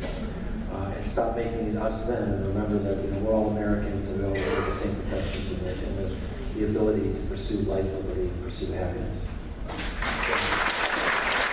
Hi, my name is Amanda, and I'm from Claremont, and I'm deeply concerned about the State Department. Since Trump has been elected, they've cleared out at least 4 senior nonpartisan diplomats who had over 150 years of experience, and they haven't replaced them. There's currently no deputy to Rex Tillerson, and the Trump administration has posed at least a one-third cut to their budget. And so, given that the Trump administration, out of all administrations, deeply needs the State Department to deal with domestic clauses, I'm really concerned that the State Department is understaffed, underfunded, and that they're not doing daily press conferences anymore. What a great question. I'll tell you this is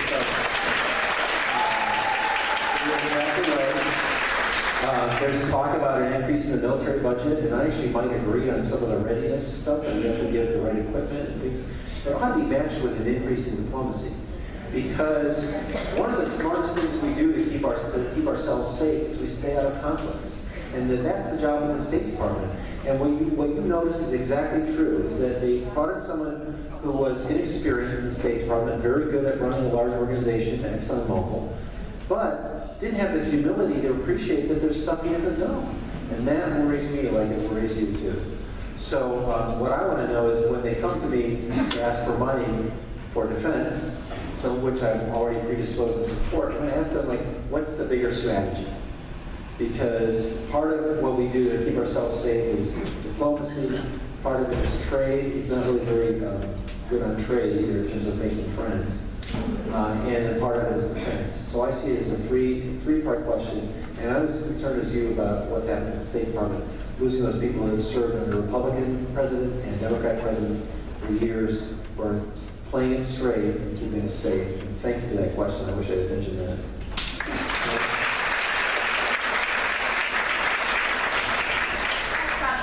And I'm from Mira Mesa, and I want to thank you for what you did for us, and also for Anthony, who's great. Anthony, where's Anthony? Anthony sat and listened to me cry after the election for a while. But what I want to say, and I appreciate what you do, and I appreciate your answers, but I heard this at town hall and I heard it tonight. When asked about the election, I feel like the Democrat message is apologetic.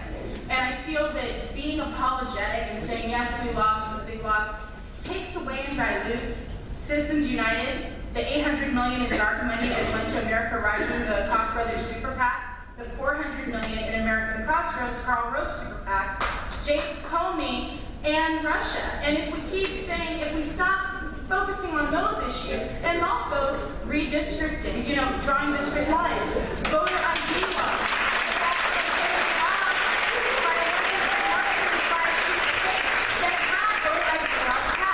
if we keep talking about that as opposed to talking about solutions for those very specific campaign problems, I feel like not only we throw Hillary under the bus, but we're not focusing on how to actually win in the next election.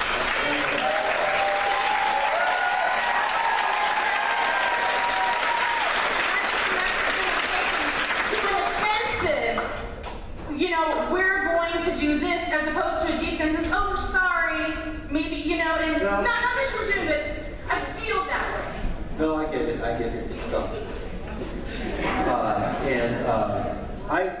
I'm with you. I think the bottom line is we want to figure out how to win the elections we need to win.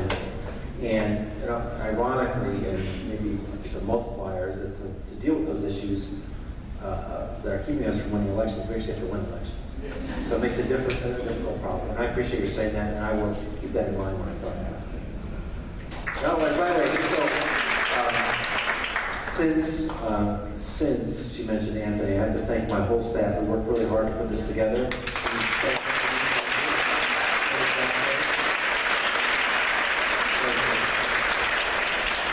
Hey, Mr. Peters, my name is Chuck Greenfield. I'm from Poway. So I have something different to talk about that nobody else has asked you tonight. The things that people have brought up, I lose a lot of sleep over them, but I also lose sleep over this one. I'm a scientist. I work in federally funded research, and I have to say I really appreciate your recognition of the issues of science and the integrity of science. My concern is that for several years now, we haven't had a federal budget. It's the fiscal year is almost half over. There's still no federal budget for this year. And this is the normal way we do things now. There have been some years we never have a federal budget. This is a really inefficient way to run a government. And I know it's not your fault by yourself because there's 635 guilty parties. Is there any path to get out of this pattern? Well, let's recognize too that so much of San Diego's economy is funded by these grants that are very competitive. The top scientists in the country fight for them, and a lot of them come out of the National Institutes of Health. We've been trying to boost, Susan Davis has been working on this really hard with me to boost funding for that. There's more money to compete for. And if we kept up with inflation, it would be about $40 billion for that. Now it's about 32. So we want to get the funding up. But what the gentleman's talking about is that we don't really do budgets. I have a bill, no budget, no pay. You don't pass a budget, you shouldn't get your paycheck. But they pass these continuing resolutions because they can't. And I would just tell you, I'm not really a big blamer, but all the time I've been in Congress, the Republicans have been talking about regular order. We go through this appropriation process. And they are in control of those committees. They haven't done it once. They like this, we have this sequester in the Budget Control Act, which is a silly way to meat-axe cut across everything rather than doing a real budget. I'm with you. I will continue to do two things. I'll continue to fight for funding for basic scientific research in health, in energy, defense, everywhere. It's what put the United States ahead in science, and will keep us ahead in science.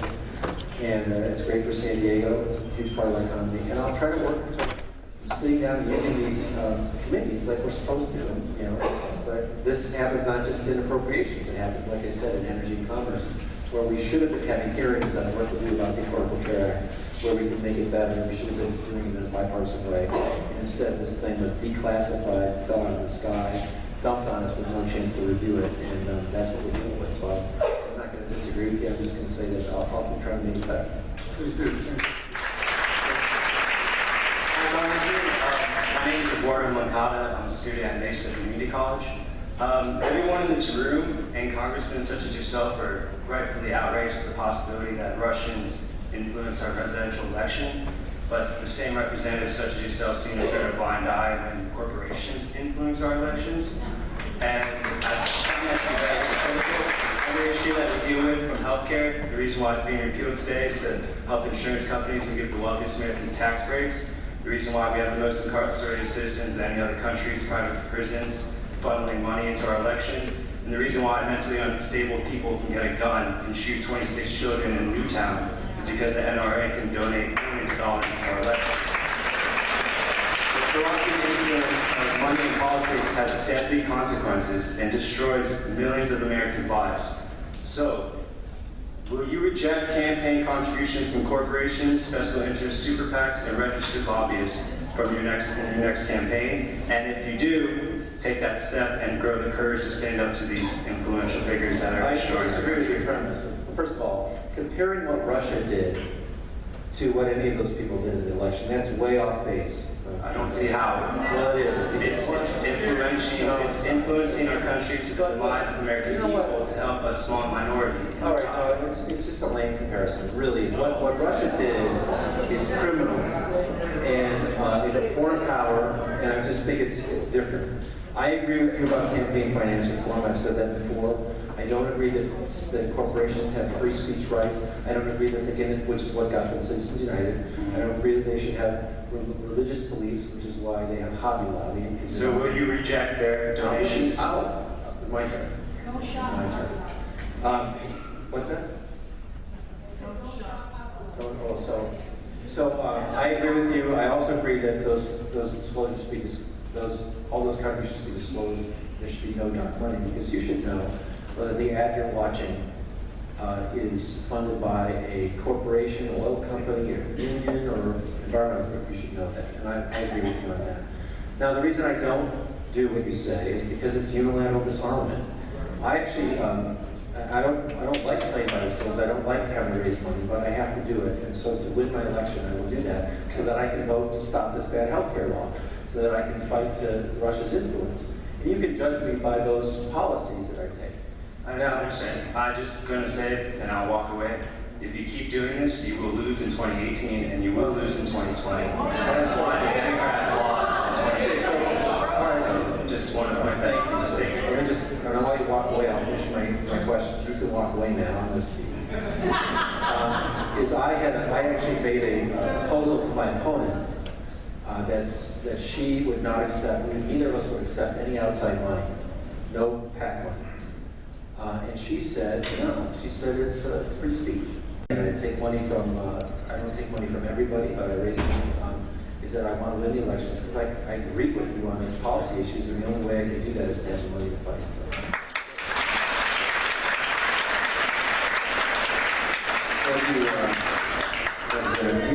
I'm Pablo Martin. I'm a first-generation American. My grandparents left their home country because of oppression for being brown. They came here. Congratulations. Thank you. Yeah, I'm lucky. I'm also a third-generation Californian, so it's a pretty sweet combination, if you ask me.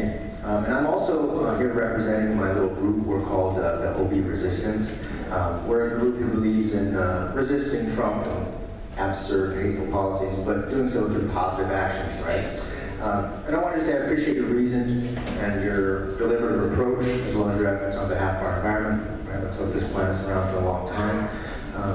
My question, the 2016 primary showed that a lot of Americans getting energized and very active, and we're tired of business as usual politics. And there's this huge progressive movement that the media generally refuse to cover in this country. So my question to you is, what's your plan to be the representative for this significant number of progressives in your district? Well, I'm out here talking to voters and telling them what my policies are.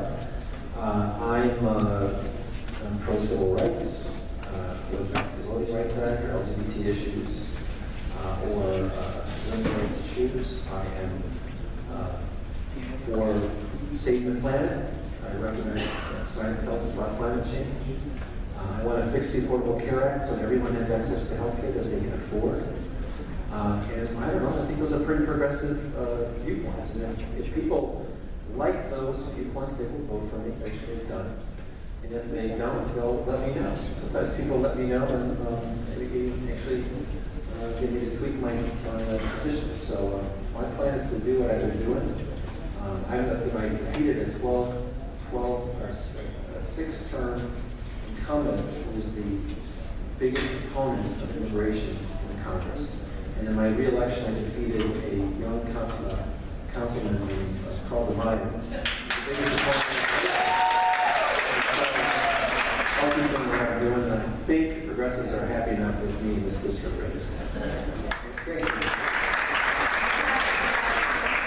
Thank you for doing this.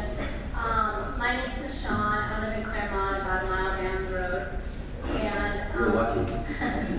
I'm originally from Iowa, so that's not what my question is about. But when I went home this summer, I could tell that things were very bad in the Midwest.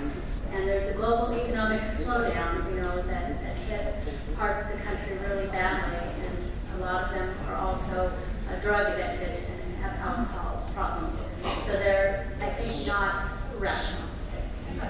And somebody came in to stir the pot in a way that I thought, because I'm a lawyer and I've been a judge too, that I thought would never happen in this country, as far as unconstitutional and immoral and scapegoating. And every day I watch news, and to me it seems like when I lived in fascist Spain, and Franco was in power. But it's scary, and it's like whatever the leader says is what's going to go. So I hope you and the rest of the Democrats, I do believe that the future is with the Democratic Party and the future is progress, and this is a reaction, a brief reaction against goodness and progress. But I hope you guys go the slow way and know that every day it's going to be crazy, and keep getting the evidence, because I think even, yes, the Russia stuff could be high crime or misdemeanor, so could those tweets, those very exact tweets he made about the president, the former president of the United States, and a lot of this stuff that he does, can get him impeached. Maybe not today with the will of the Congress, maybe tomorrow, but keep at it and don't stay strong, please. I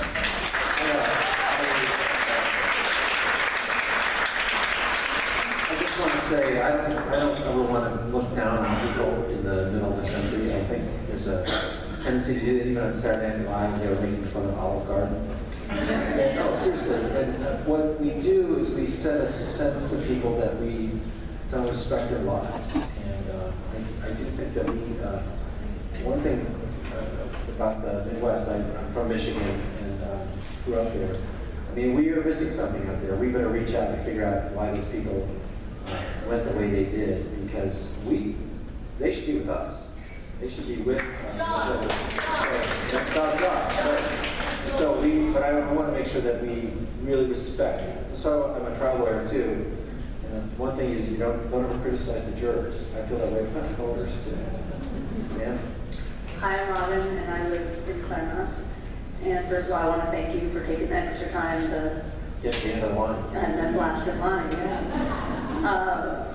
I believe we are on the same page. A lot of great issues tonight. So what I'm about to ask, I don't need your opinion because I know your opinion. Okay. I want to know the facts. So we keep hearing that the self-killing of this president is appalling. But is it actually illegal, and can it be stopped, and if so, how? So is it illegal? So I guess that's going to be tested by the courts. And I would tell you the answer. If I knew the answer, I would. But the question is, are you the emoluments clause in the Constitution doesn't let. I wish I had the exact words, but maybe the lawyer from my way. But you can't take any compensation from a foreign government. There's a rule against being in a contract with the federal government if you're a federal employee. That sort of seems to nix that hotel. They win. And so, I think a lot of these things will get shaken out by the courts. But it seems to me that that's against the law. And so, but as you know, I'm a real fan of the independent judiciary, but unlike the president. And I think that's how it's sorted out. I really respect that branch of government. And I don't have the answer for you today, but I think we deserve an answer. We deserve an answer, and I think the courts will give us that.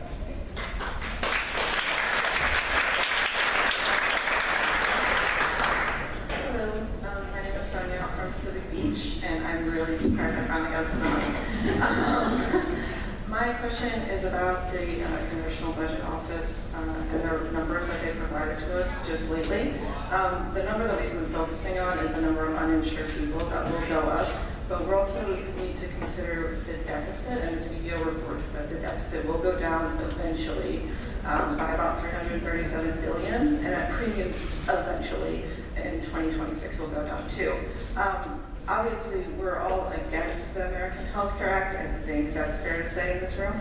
But how do you respond to people who bring up the deficit decrease as a benefit to AHCA? Because there's intellectual dishonesty arguing about it, but I think that is accurate, and we need to be informed as to how to argue with that. Excellent question. By the way, I do think that the deficit is something, and the debt is something we ought to be paying attention to. The debt is very high in relation to the size of the economy in historical terms.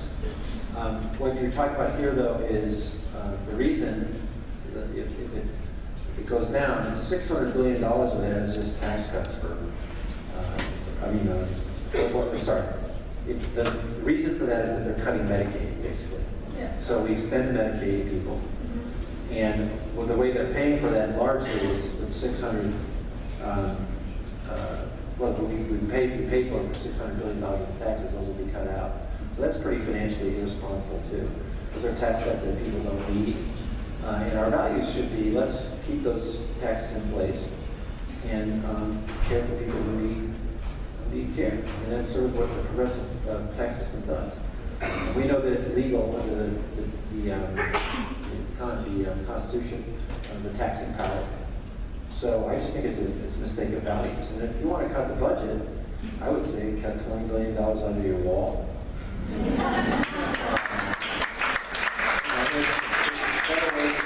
There's better ways to do that than to put all these people back on the street, going to university to for care. It's not the right thing to do. Yes. Yes. Right. So does that make sense? I mean, It makes sense. It's just when we're arguing with people who aren't listening to the uninsured numbers and aren't really paying attention to the budget. We get rid of every social benefit program. You get rid of every social benefit program. We're not going to pay any food stamps. We're not going to get any student aid. And you lower the deficit. That's true. But the question is, we've decided as a nation that there's a role for government to give people an opportunity. I'm a financial aid kid. So my dad's a minister. My mom stayed at home with 4 kids. But back in the 70s, and this is true because a lot of you are my age, in the 70s, people didn't worry about the cost of college.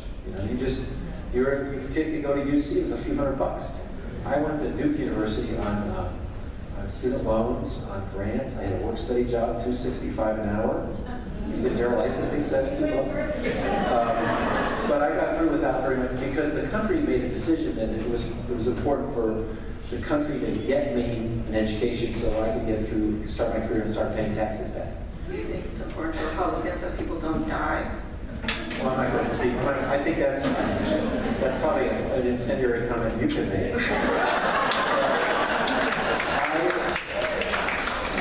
I think we want to do the right thing for healthcare, and I think the value judgment that the country made in 2009, regrettably without Republican help, was that we wanted to make sure that healthcare was affordable to everybody. You didn't have to go to the emergency room. You didn't have to lose your house if you had a disease. And then for people who are living paycheck to paycheck, they shouldn't have to decide where they're going to work because they just stay with the healthcare program. That was the right choice. What we needed was Republicans to help us figure out how to make it better. We didn't get that. Now they're doing the same thing to us. They're not letting Democrats participate in making it better. They're trying to win a political fight. And that's what I think it's for. Thank you. I'm from Sabre Springs, which is a city. First of all, thank you for your time today, and I also wanted to say, please give my big thanks to Congressman Adam Schiff. I'm so grateful for what he is doing, and I'm following him closely. And my question relates somewhat to these, the House and Senate Intelligence Committees. I know we're focused on Russia. I have sort of a broader question that I need better understanding of, and just to give some background. I'm thinking about the North Korea hack of Sony, and Ted Koppel spoke on the vulnerability of our power grid. And then the recent things we've seen in our own elections, which seems that we've had disinformation and subversion going on in our system. What committee in Congress or who in the government is tasked with really trying to pull together with what I see as the real warfare of the future, cyber warfare? And yet I'm not feeling like anyone's really, I know there's so much to deal with, but to me that's really crucial. It's a really good question. I'll just tell you that that's a discussion that's come up in Congress. Because the military takes care of itself and actually does a relatively good job. But in the commercial sector, it's much more diffused. And there's a little bit of concern about telling, setting standards by the government. I was on the science committee that had some jurisdiction for that. There was a very, people were really concerned about trying to get into the business of companies. But the nation has an interest in protecting our critical infrastructure.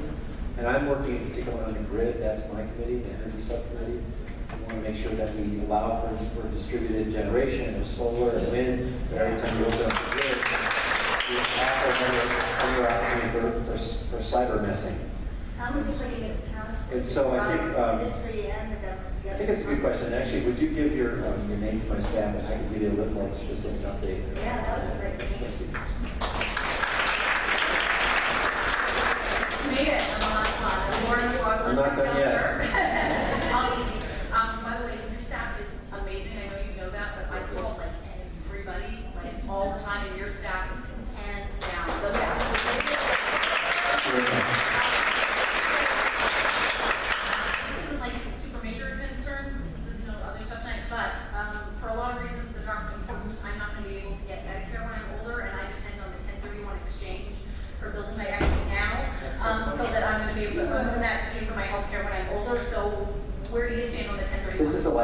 you're the last crowd I would expect to hear at 1031 exchange. I'm begging you.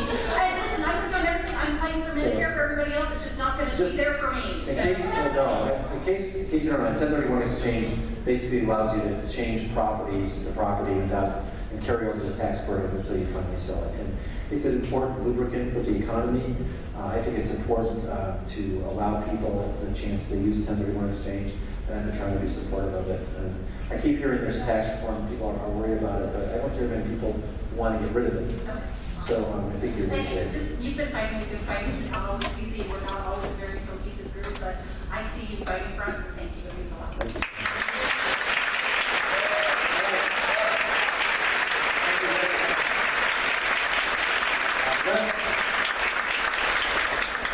Let's do this again. Thank you, everybody. Listen,